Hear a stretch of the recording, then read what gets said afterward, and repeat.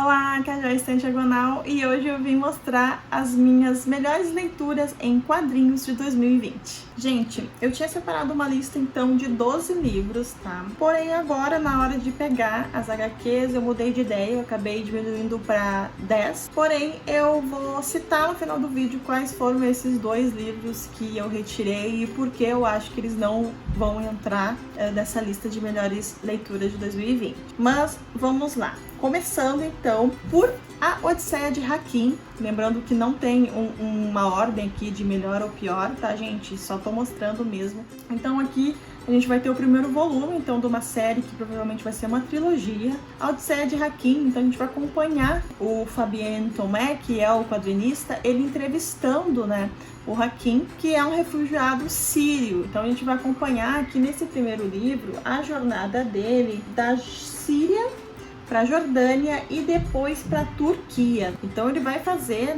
uma viagem aí muito longa, tá? Até chegar ao presente, né? O presente do quadrinho, que é quando ele está estabelecido já na França. Então por isso que vai ser uma trilogia. Em cada quadrinho a gente vai ter parte dessa jornada. E aqui nesse primeiro volume a gente vai ver os inícios dos conflitos ali que estão acontecendo na Síria. Aqui o Fabien Tomé ele vai ser bem didático em explicar esses conflitos, como tudo começou, as diferenças políticas. Então é um quadrinho muito interessante também para tu entender como é que começaram esses conflitos políticos na Síria e por que tem tantos refugiados, enfim. E aqui a gente vai acompanhando então essa odisseia, né, como o próprio título diz, do Hakim. Aqui, como eu disse, o autor ele vai fazendo uma entrevista, né, com o personagem, então a gente vai ter o ilustrador entrevistando e quando ele vai entrevistar, então a gente é transportado para o passado até aquele momento que ele está contando. Como qualquer livro que conta a história real de uma pessoa que passou por tantas dificuldades, que compartilha sentimentos e lutas de pessoas que ainda hoje passam por isso, é sempre algo muito emocionante. Então é impossível tu não gostar desse quadrinho. Ele está sendo pela editora Nemo e, se eu não me engano, agora no finalzinho de 2020 eles lançaram o segundo volume, que em breve vou estar lendo também. Eu quero ver se eu faço a resenha dos dois aqui no canal.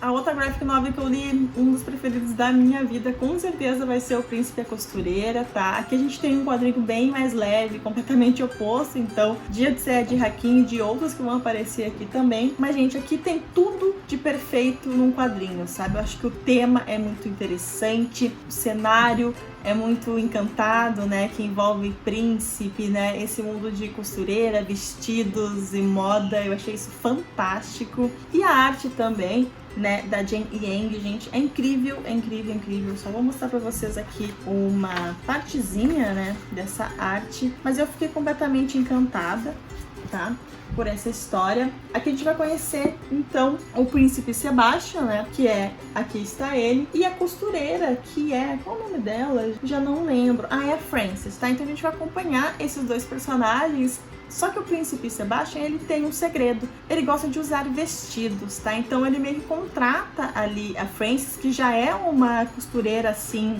meio pra frentex, assim, sabe? Ela faz vestidos muito bonitos, muito diferentes. Então ela também tem os sonhos dela de ter o seu próprio ateliê, de criar seus próprios vestidos, assim como Sebastian sonha muito em ser livre, de poder ser quem ele é, de poder se vestir da forma que ele quer, sem toda essa pressão de ser príncipe. E mesmo assim a gente vai ter então um relacionamento entre os dois. E vale dizer então que enquanto o Sebastian está vestido, né, ele passa a ser então a Lady Crystália, né, que a própria Frances acaba ajudando ele a criar esse alter ego, assim, pra ele. Gente, é fantástico, muito fofo, aborda o tema, né, dessa liberdade de querer ser quem tu é, de gênero, assim, de uma forma muito sensível, leve e sincera, assim, do jeito que tem que ser, sabe? É muito fofo, recomendo bastante e é muito lindinho. A outra leitura que com certeza entrou dos meus preferidos é essa Dark Collection, então o primeiro volume do Joe Hill, mas dentro dessa graphic novel a gente tem a ilustração, né, a adaptação de 2 contos do Joe Hill, tá? A primeira é a capa e o segundo é a capa 1969. Eu já comentei sobre esse quadrinho em vários vídeos aqui, mas em resumo a gente vai ter a história de um menino que ganha ali uma capa da mãe, até que certo dia ali ele tá brincando com o irmão e ele imagina que ele está voando, até que ele realmente, né, ele voa. E daí a gente vai acompanhar as consequências de ele ter adquirido esse poder, assim, ele passa a ser um anti-herói, essa criança cresce e vira um adulto meio que frustrado, essa capa é retirada dele só depois de anos, ele readquire essa capa, então é bem interessante. Eu acho que o Joe Hill ele vai brincar aí com esses estereotipos que a gente tem de herói que usam capa, sabe? Eu achei bem legal. E no segundo conto a gente tem meio que o prequel, né, como se fosse a origem dessa capa, então achei bem interessante também. Não é uma história assim que eu achava que precisava ter, sabe? Eu acho que o primeiro conto ele já é bem impactante, ele é bem violento, cheio de ação também. Todo o plot dele, o ciclo ali, ele é bem fechadinho. Eu acho que não tinha necessidade, mas enfim, existe, está aqui e de qualquer maneira também é legal. O próximo quadrinho, gente, vocês não sabem o quanto eu fiquei feliz de descobrir, de me lembrar que eu li esse livro em 2020. Sério, faz tanto tempo que a gente tá, sei lá, eu acho que isso é muito da pandemia, assim, da gente tá, para quem está confinado, né? Parece que fevereiro do ano passado foi há anos, sabe? E quando eu descobri que eu li esse livro em fevereiro, que foi naquela maratona 24 horas em que eu e a Lê, nós passamos lá na casa da Tami, porém sem a Tami, acho que deu pra entender. Eu li Nada a Perder, naquela época, na edição dela, e a única coisa que eu sabia sobre esse quadrinho é que a Tami tinha lido e que ela amou demais. Então, como eu já tava meio que eu não queria ler um livro lá, eu já tava cansada, já era a finaleira da maratona, eu peguei Nada a Perder. E, gente, é simplesmente incrível esse quadrinho, tá? Aqui a gente vai acompanhar o Derek, que era um atleta em ascensão no mundo do hóquei, só que aqui a gente vai encontrar, né, no começo da história, um Derek completamente diferente daquele que ele poderia ter sido, sabe? Ele vive constantemente bêbado aqui, ele é muito violento também, e aqui ele está numa vila completamente isolado, assim, do mundo central, assim, dos centros, ele tá numa vila super afastada, até que alguém, assim, do passado dele vai fazer uma visita a ele e ele vai ter que meio que enfrentar de frente todos os problemas do passado dele e a relação que ele tem com essa pessoa, que eu não vou dizer que é, pra não estragar a surpresa pra vocês, mas é muito bonita também, é uma história também muito forte, muito dura, sei lá, sabe, a gente termina essa história sentindo muita empatia pelo Derek, pela família dele, por quem ele se tornou, por que ele se tornou isso. Gente, é incrível, muito sensível, emocionante. É com certeza um dos meus quadrinhos preferidos também do Jeff Lemire. A partir desse quadrinho que eu quis ler todos os outros quadrinhos dele e com certeza o Jeff Lemire tá virando um dos meus quadrinistas preferidos também. E óbvio que nessa lista não poderia faltar Grama, então, da Kyung-suk. Aqui a gente vai ter a biografia, né, parte da história da Ok Sun Lee, tá? A Ok Sun Lee, ela foi uma criança, uma escrava sexual ali na Segunda Guerra. Ela viveu como uma mulher de conforto, né, como eram conhecidas essas meninas, que eram roubadas praticamente, né, de suas famílias, de seus lares, para servirem homens do exército japonês. A Ok Sun Lee, ela é coreana, tá? E é uma senhora que vive até hoje, que é uma sobrevivente e que até hoje luta por um reconhecimento, sabe, por um pedido de desculpas do governo japonês. E aqui ela vai relatar tudo o que ela passou desses anos que ela foi mantida como escrava sexual, uma criança que era virgem e que tudo foi tirado dela nessa época, sabe? É uma história incrível, gente, muito sensível. Obviamente que tem muitos gatilhos nessa história, então se você é um leitor, uma leitora um pouco mais sensível, eu recomendo que você vá com um pouco mais de cautela, esteja preparado para o que tu vai encontrar aqui, tá? Não é nada muito gráfico, inclusive eu já recebi algumas perguntas, né, de amigos perguntando se isso é mostrado na HQ, não, tá? Mas tu sabe o que tá acontecendo, tá? E a forma que a ilustradora, ela mostra isso é muito sensível, sabe? Apesar de ser uma cena muito cruel, muito dura, a gente tá entendendo tudo que tá acontecendo aqui. Recomendo bastante Grama. O próprio título da obra, que é Grama, tem um significado muito emocionante. Só de lembrar dessa história, a gente fica emocionada, sabe? E essa senhorinha aqui, gente, sério, merece o mundo de tão perfeita que ela é, mesmo depois de tudo que ela passou, sabe? Ela nunca perdeu a esperança, ela nunca perdeu a alegria de viver. Então, gente, eu recomendo muito, muito, muito, muito. Eu já comentei sobre essa leitura aqui também, mas só para reprisar, não tinha como não colocar aqui uma história que me emocionou bastante também. Em resumo, histórias que falam sobre câncer sempre me emocionou bastante. E aqui a Magiane, então, que tem formato um pouquinho diferente, um formato meio que de tirinha, né? É uma Magiane autobiográfica, é o filho que está narrando a história da mãe, mas ele também é um personagem aqui nessa história, tá? O Brian Fizz, ele é muito sincero aqui, sabe? A gente vê a verdade em tudo que ele ilustra, em todos os sentimentos que surgem aqui, após a descoberta, né, que a mãe dele está com câncer, como é que é a reação dela ao descobrir isso, como ela vai lidando isso com o tempo, como ela vai superando todas as dificuldades, como essa família, ela vai desmoronando, mas também se reerguendo ao mesmo tempo, sabe, diante de todas as dificuldades. Então, gente, é bem emocionante. O autor, ele me pegou no final. Eu achei que eu não ia me emocionar, mas acabei me emocionando bastante. Então, eu recomendo bastante se vocês gostam do tema e se vocês querem conhecer uma história bonita também. Eu acho que vale a leitura. O outro livro dessa minha lista é Separados, então, que saiu pela Dark Side. E aqui a gente vai encontrar uma história de terror, tá, gente? Então, se vocês também não curtem o gênero, pode ser que não. Se vocês também se impressionam um pouco mais facilmente com esse tipo de história, essa história ele é bem gráfica, então vai ter bastante violência, vai ter sangue, tá? Desmembramento, tudo que tu possa imaginar. Mas aqui a história central, então, a gente vai conhecer o Jack, que é um menino que ele está indo atrás, então, do pai dele, que ele só sabe que é um menestrel, um andarilho, tá? Então ele não sabe muitas informações sobre esse pai dele, ele só quer encontrar esse pai dele. Ao meio do caminho ele vai encontrar uma garota, então, que vai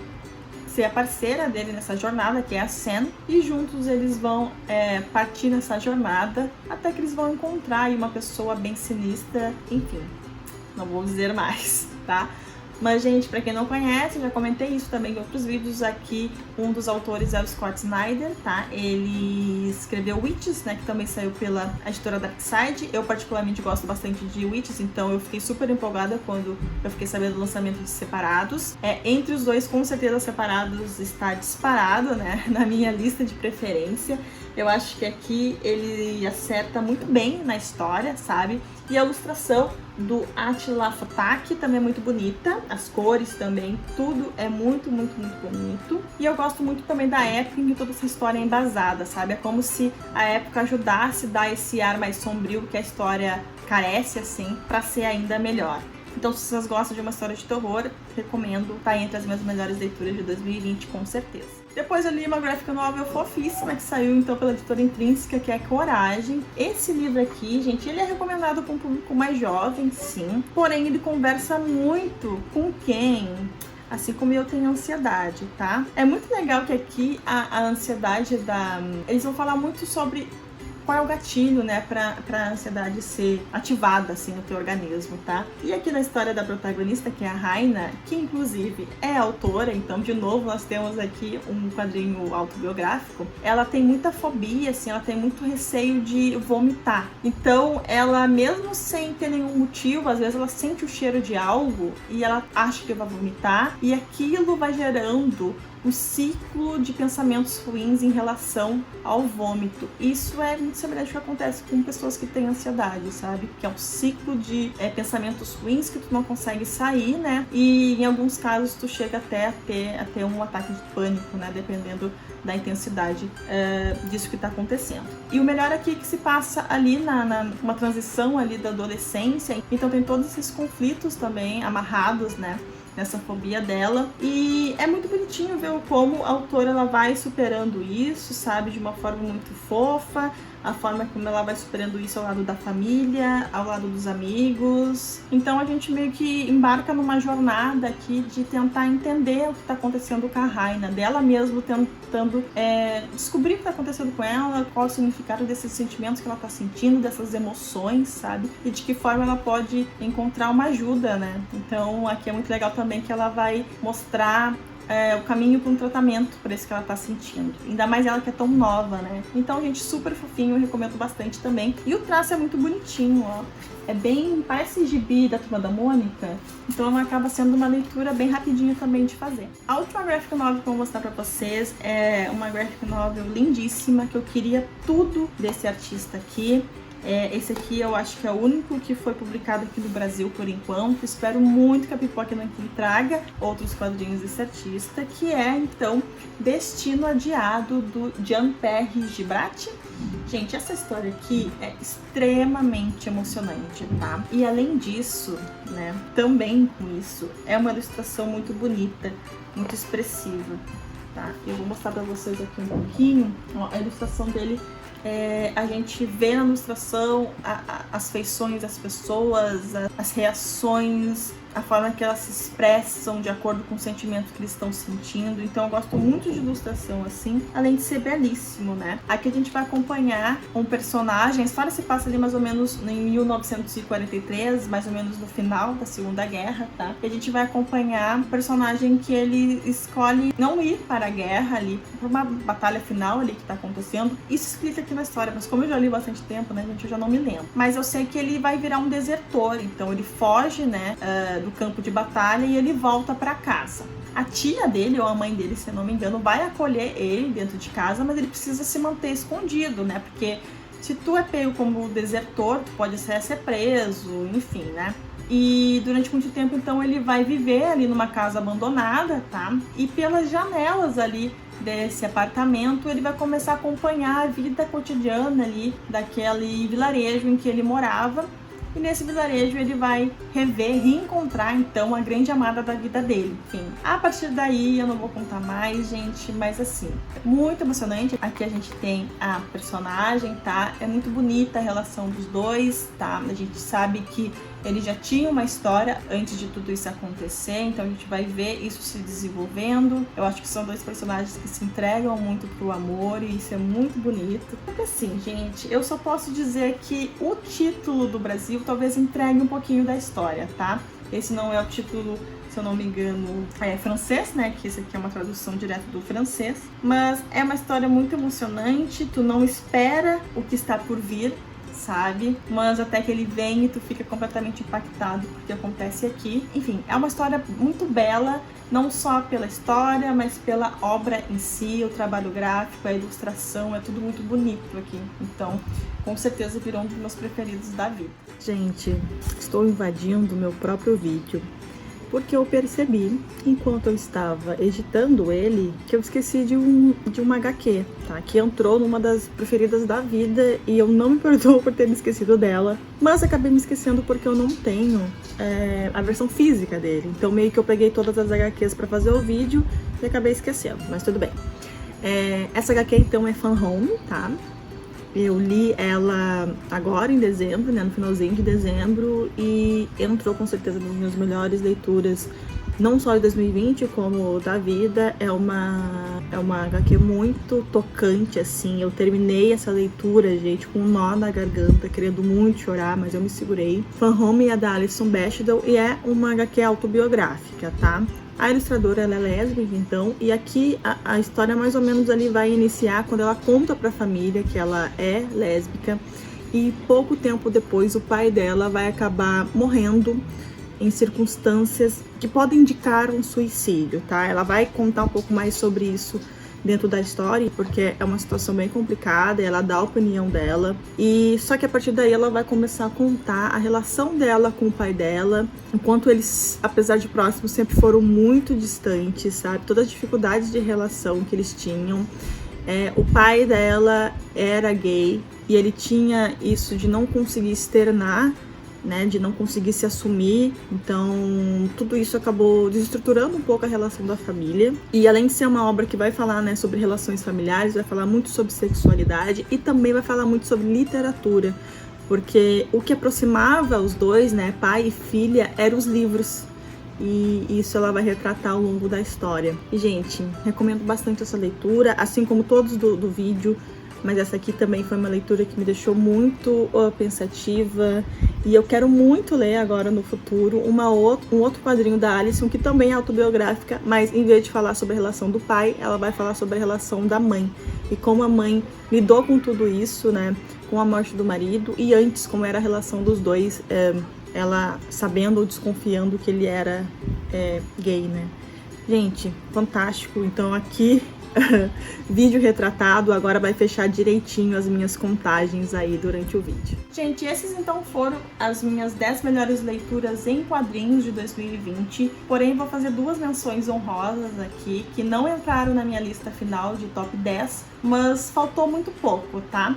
Por que eles não entraram? Porque eu acho que elas, comparado a todas essas histórias aqui, que me impactaram de diferentes formas, por serem de diferentes gêneros, eu acho que elas não chegam tanto ao mesmo patamar, sabe?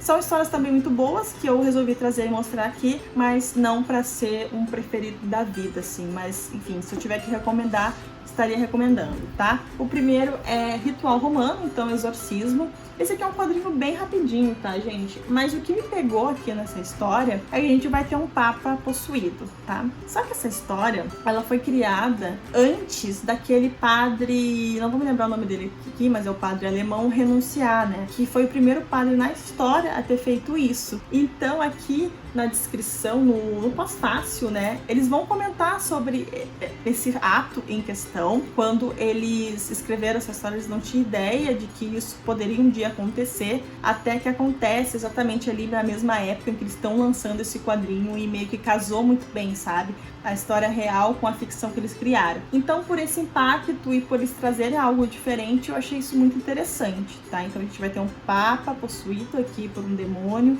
Então a gente vai ter todo esse contexto aí de como ele conseguiu, né, corromper a casa de Deus, algo assim, sabe? Achei bem interessante, recomendo bastante. E a ilustração também é muito bonita, não sei se eu cheguei a mostrar, muito bonita mesmo, aqui atrás, ó. Inclusive esse padre aqui tá mais parecido pro João Paulo, sabe? João Paulo II, do que pro alemão. E o outro é outro quadrinho belíssimo mesmo, que é uma história de superação praticamente, que é A Luz que Fenece. Esse aqui é uma GN italiana, então, da Bárbara Baldi. E eu fiquei muito mais impactada pela arte da autora, pelo enredo em si, que é um enredo muito simples, apesar de tudo. Olha como é lindo a arte dela, aqui atrás também, inclusive, ó.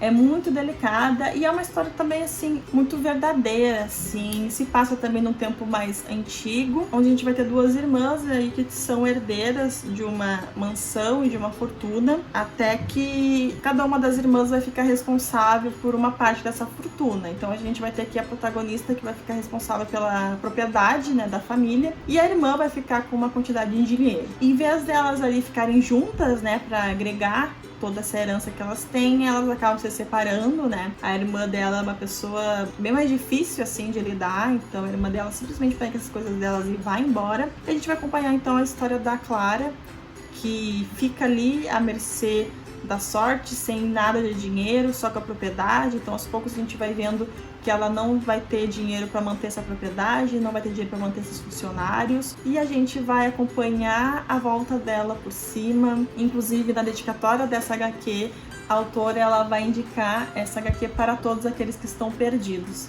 Então é uma história bem de autodescobrimento, de amadurecimento, sabe? De se encontrar no mundo. E eu achei muito bonita a mensagem final, apesar de ser simples. Eu acho que o casamento da arte com a história foi tudo muito bonito pra mim e acabou me passando uma mensagem maravilhosa. Então eu recomendo bastante. Esses foram os quadrinhos, então, que mais me marcaram durante o ano de 2020. E contem aqui nos comentários se vocês já leram algum desses quadrinhos, quais vocês preferirem. Se vocês têm algum quadrinho que vocês me recomendam, me indiquem também. Eu estou praticamente mais encantada pelo mundo dos quadrinhos. Também é o tipo de conteúdo que eu quero trazer mais aqui pro canal também em 2021. Então me contem aí qual desses quadrinhos vocês gostariam que eu falasse mais aqui no canal. Realmente vai ser um prazer produzir esse conteúdo para vocês, tá bom? Não se esquece de dar um like nesse vídeo para ajudar a divulgação. Se inscreve no canal se você ainda não é inscrito. E a gente se vê então no próximo vídeo. Tchau!